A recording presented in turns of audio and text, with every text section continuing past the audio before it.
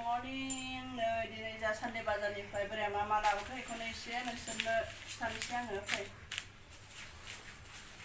नैबे थाइजौ नैबे सबाय बिमा सोरनिखौ मा होनो मिथिला बे सबाय बिमा होनो जोङो नैबे अमानि बेदर नोमा बेदर बियो अमा बेदर ओमफ्राय नैबेयो बेबोनो अमा खोमा सेरसे ओमफ्राय नैबेयो जों बेखौ होनो सिबुं ना बाबा जायो सिबुं मोनथामजों 20 थाखा लोगोफोर सिबुं मैगं नैबेयो जानाय थाव नैबेयाव थोरसि सुग्रा साबोन ओमफ्राय सामब्राम गुफुर ओमफ्राय नैबेयो बिलाहि ओमफ्राय नैबे खुमब्रा जालाय लोगोफोर गोथाव मोनो आं बेखौ अमाजों जागोन दे लोगोफोर खुमब्राखौ ओमफ्राय नैबेयो दाउदै प्लेट मोनसे नैबेखौ जोङो ओंख्रियाव जाया लोगोफोर फुजा होयो माने साथियाव बेखौ बाहायो आरो ओमफ्राय नैबेयो न' लिरग्रा पेनाल ओमफ्राय चक्लेट लाबोदों आलु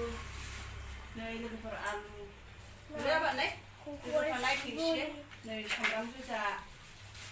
सोरखि मा होनो जोंखौ सामब्राम गोजा होनायखौ ओमफ्राय नैबे थारुन आसिना खनथाम जाबाय लोगोफोर आं गोथाव मोननानै बेखौ ओइ मा होनो बाबा दाख्लै खननै लाबोखांबाय दाजों खनथाम बे बानलु खोमा बानलु जागोन ओमफ्राय नैबे पटल नैबेयाव दङ गाजर लोगोफोर गाजर आरो भिन्दि बेखिनियानो लोगोफोर दिनैनि बाजार खरसा दिनै खमबावसो दिनै खम लोगोफोर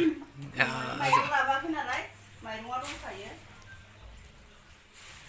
आं दा बेखौ फ्रिजआव सोनोसै लोगोफोर आलादा आलादा खालामनानै फ्रिजआव सोनोसै आरो जोंहा सानडे बाजारावल' माबायो नालाय लोगोफोर सप्तायाव खनसेल' ना सानडेया बाजारा ओंखायनो जों बिदि लाबोनानै फ्रिजआव सोनानै दोननांगौ जायो मालाबा बाजार मोनस्लाबाबा आरो दखानावबो लायबावनांगौ जायो लोगोफोर